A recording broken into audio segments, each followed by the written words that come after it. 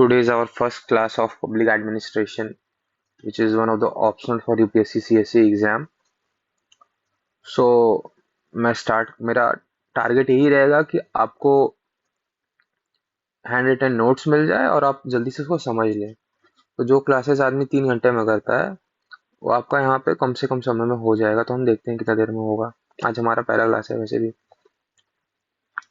तो जैसे कि आप लोग को पता है कि पब्लिक एडमिनिस्ट्रेशन कोई भी ऑप्शनल में 2 पार्ट होता है, पेपर 1 पेपर 2।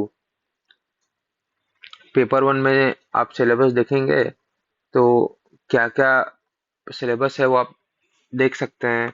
जैसे आप सिलेबस देखिए कि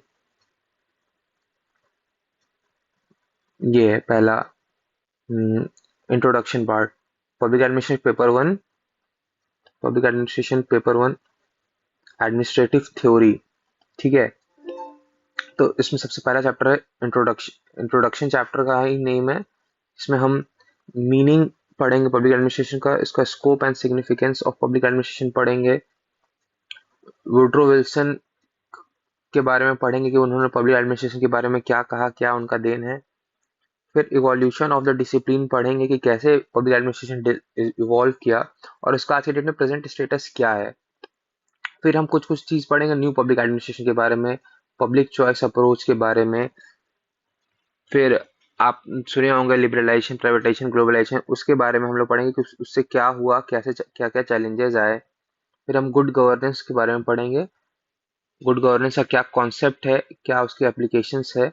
फिर हम न्यू पब्लिक मैनेजमेंट के बारे में पढ़ेंगे। तो ऐसे हमारा चैप्टर 1 कंप्लीट हो जाएगा।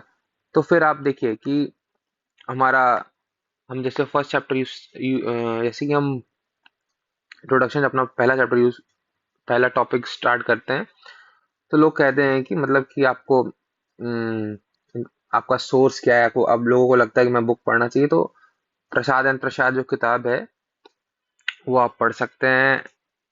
एडमिनिस्ट्रेटिव थ्योरी वो बुक है उसका नाम। फिर आप मतलब मोहित भट्टाचार्य, ऐसे बुक हैं, प्रिंटेड नोट्स हैं हमारे, मेरे इंस्टीट्यूट के थे, फिर इग्नू के, ये सब ठीक है। मुझे नहीं लगता है ज़रूरी है पढ़ना। आप नोट्स पे कमांड कर लो, which will be more than sufficient. ठीक है, तो और अब जब पेपर 2 में आएंगे तो फिर वहाँ अरोरा एंड गोयल ये सब की बात होती है। फिर आपको मॉडल आंसर ये सब मिल जाते हैं। ठीक है, आप नोट्स पढ़ो। तो हम स्टार्ट करते हैं कि understanding public administration. Public administration को अंडरस्टैंड करते हैं कि क्यों ज़रूरी है public administration as a separate subject. Subject ऐसा क्या करता है, व्हाट द सब्जेक्ट डज। तो आप पढ़ेंगे कि जैसे आप देखोगे ना, हर जगह बहुत जगह डिसिप्लिन वर्ड यूज होता है। डिसिप्लिन डिसिप्लिन, तो डिसिप्लिन का मतलब सब्जेक्ट भी होता है। Public administration discipline, it is also called public administration subject. ठीक है, तो डिसिप्लिन सब्जेक्ट ऐसे कंफ्यूज मत हो जाएगा कि डिसिप्लिन वो अनुशासन वाला डिसिप्लिन से। ठीक है, तो why public administration as a separate subject, what the subject does. Public administration जो है 1887 से as a separate subject evolve हुआ। क्यों इवॉल्व हुआ इसके बारे में हम आगे बात करेंगे। ठीक है, और पब्लिक एडमिनिस्ट्रेशन में हम क्या क्या पढ़ेंगे, स्टेट गवर्नमेंट ये सब के बारे में पढ़ेंगे। स्टेट है, गवर्नमेंट है, पीपल ऑब्जेक्टिव्स, गवर्नमेंट का ऑब्जेक्टिव है, पीपल का भी ऑब्जेक्टिव है, क्या क्या चैलेंजेस है इसको पूरा करने के लिए। तो कुछ चीज़ों की ज़रूरत होती है, कुछ इंस्टीट्यूशन की ज़रूरत होती है, स्टेट गवर्नमेंट पब्लिक के ऑब्जेक्टिव सबको, चैलेंजेस सबको पूरा करने में। तो आप पढ़े होंगे कि मॉडर्न स्टेट है, मॉडर्न स्टेट में मॉडर्न जो हमारा स्टेट है जिसमें आज हम रह रहे हैं वो बसा कैसे। तो सोशल थॉमस हॉब्स एक पॉलिटिकल फिलोसोफर थे, उनके द्वारा एक थ्योरी दिया हुआ था सोशल कॉन्ट्रैक्ट। उसके हिसाब से लोग मतलब वो आप सोशल कॉन्ट्रैक्ट जब थ्योरी पढ़ेंगे, जरूरी नहीं है आप ऐसे रेफरेंस के लिए बस जान लो कि जो मॉडर्न स्टेट जो बसा हुआ है, थॉमस हॉब्स ने एक थ्योरी दिया है सोशल कॉन्ट्रैक्ट, उसके हिसाब से हमारा मॉडर्न स्टेट बसा हुआ है। ठीक है, और स्टेट जो बना है वो हमें गवर्न करेगा, मतलब हमें चलाएगा। वो थ्रू कैसे चलाएगा, स्टेट गवर्नमेंट के थ्रू। गवर्नमेंट अगर डेमोक्रेटिक है या गवर्नमेंट को चलाना है, गवर्नमेंट मतलब आप समझे ना, गवर्नमेंट में से कि prime minister, president, MP, MLA ये सब है गवर्नमेंट। और गवर्नमेंट को कैसे काम करना है, तो गवर्नमेंट क्या करती है कि उसको एडमिनिस्ट्रेशन से होता है। एडमिनिस्ट्रेशन मतलब जितने भी पब्लिक सर्वेंट्स होते हैं, ऑफिसर्स, क्लर्क्स, सब एडमिनिस्ट्रेशन वाले लाइन में होते हैं। सब कोई जितने भी हम लोग भी तैयारी कर रहे हैं वो एडमिनिस्ट्रेशन वाली चीज़ों की बात हो रहा है। एडमिनिस्ट्रेशन क्या करेगी? वो एडमिनिस्ट्रेशन लोगों की एस्पिरेशन को फुलफिल करेगी, ठीक है। और गवर्नमेंट का क्या ऑब्जेक्टिव होता है? जैसे हमारे देश कंट्री में क्या है, इंडियन इंडियन कॉन्स्टिट्यूशन है। इंडियन कॉन्स्टिट्यूशन बहुत सारी आइडियाज लिखे हैं, जस्टिस, इक्वालिटी, फ्रेटर्निटी, जितनी भी चीजें हैं, तो उस वो गवर्नमेंट की वो सारी चीजें ऑब्जेक्टिव्स हैं, वो सब आइडियल्स ऑब्जेक्टिव हैं, ठीक है। तो ऑब्जेक्टिव है, गवर्नमेंट को उसको पूरा करना है। तो गवर्नमेंट कैसे पूरा करेगी? Through the help of administration, ठीक है। तो एडमिनिस्ट्रेशन को कौन कंट्रोल करता है? गवर्नमेंट। गवर्नमेंट को कौन, और एडमिनिस्ट्रेशन किसको सर्व करता है? पीपल को, ठीक है।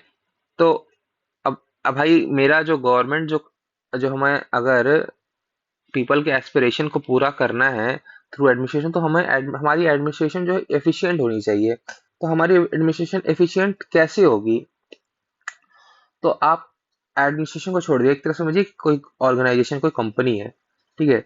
तो कोई भी कंपनी में आप देखते होंगे कि एक स्ट्रक्चर होती है। स्ट्रक्चर मतलब कि किस पोजीशन पे कौन है, क्या कैसे काम हो रहा है, कौन से मतलब कौन हायर लेवल पे है, कौन लोअर लेवल पे है।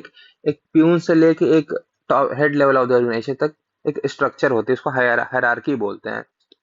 वैसे एडमिनिस्ट्रेशन में डीएम आप सुने होंगे, joint secretary, assistant secretary, secretary, मतलब ये लेवल ऑफ स्ट्रक्चर है। तो ऑर्गेनाइजेशन का एक स्ट्रक्चर इसको बोलते हैं। इसका अब वही उसी ऑर्गेनाइजेशन में कोई किसी प्रोसेस के थ्रू काम होता है कि ये इसको रिपोर्ट करेगा, ये इसको रिपोर्ट करेगा, जब ये इसको रिपोर्ट करेगा तो ये ऐसे, मतलब एक एक प्रोसेस है, ऐसे काम होता है, ठीक है।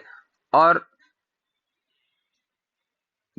फिर ऑर्गेनाइजेशन में एक बिहेवियर होता है कि लोग कैसे किससे बात करेंगे, कैसे लोगों को क्या कराया जाएगा, कैसे लोगों को मोटिवेट किया जाएगा, कैसे उनको बिहेवियरल चेंजेस लाया जाएगा।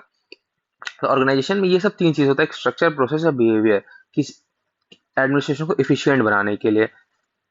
तो आप देखेंगे कि जो ऑर्गेनाइजेशन है इनमें तीन चीज आता है, स्ट्रक्चर, प्रोसेस एंड बिहेवियर। और इन तीनों पे अगर आप फोकस करेंगे तो आपका ऑर्गेनाइजेशन जो है एक एफिशिएंट बन सकता है, ठीक है। ये तीनों चीज जो है आपका एफिशिएंसी डिटरमाइन करेंगे। जैसे कि और ये तीनों का जो पढ़ाई है इसी को बोलते हैं, ऑर्गेनाइजेशन का जो पढ़ाई है इसी को बोलते हैं ऑर्गेनाइजेशन थ्योरी। इसी में हम पढ़ेंगे ऑर्गेनाइजेशन थ्योरी, कैसे ऑर्गेनाइजेशन को एफिशिएंट बनाया है। बहुत सारे इसमें एडमिनिस्ट्रेटिव थ्योरीज, मतलब ऑर्गेनाइजेशन थ्योरी, एडमिनिस्ट्रेटिव थ्योरी सब सेम चीज है, ठीक है। तो जब थ्योरी पढ़ेंगे तो हमें पता चलेगा कि 1887 से लेकर 1950s तक स्ट्रक्चर और प्रोसेस पे ज्यादा फोकस किया गया था। लोग बिहेवियर के बारे में नहीं जानते थे कि बिहेवियर भी कुछ होता है। लोगों को लगता था कि स्ट्रक्चर बना देंगे छोटा से लेकर बड़ा तक, तो बड़ा जो बोलेगा छोटा को वो काम करेगा, अपने आप ऑर्गेनाइजेशन एफिशिएंट हो जाएगा। चाहे प्रोसेस कर देंगे कि ये ऐसे करेगा, वो काम वो ऐसे काम करेगा, प्रोसेस हो जाएगा। बिहेवियर का चिंता नहीं कर रहा था कि लोगों के बिहेवियर से मतलब नहीं था, मतलब कैसा हो बिहेवियर होना चाहिए, पोलाइट, अच्छा मतलब पोलाइट है, स्ट्रिक्ट है, इससे कोई फर्क नहीं पड़ता। तो ये आप देखेंगे 1887 से 1950s तक थिंकर्स जो थे वो स्ट्रक्चर और प्रोसेस पे फोकस किए, लेकिन वही 1940s के बाद आप देखेंगे कि थिंकर्स का फोकस धीरे धीरे बिहेवियर पे भी आने लगा। स्ट्रक्चर प्रोसेस तो कंटिन्यू था ही, बिहेवियर पे भी फोकस आने लगा। तो ये चीज हम पढ़ेंगे, ठीक है। आप देखेंगे ऐसे एक एग्जांपल है बहुत फेमस कि अशोक खेमका सर का 30 साल में 55 बार ट्रांसफर हुआ भाई। मतलब बहुत ऑनेस्ट है ना, तो ऑनेस्टी, ऑनेस्टी हैज टू पे, ऑनेस्टी हैज इट्स कॉस्ट, ठीक है। ये चीज आपको याद रखना होगा।